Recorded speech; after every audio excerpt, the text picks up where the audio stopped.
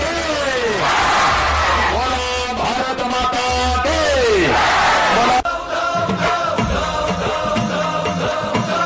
आई भवानी तुझ्या धगीने संबळता पविला गे संबळता पविला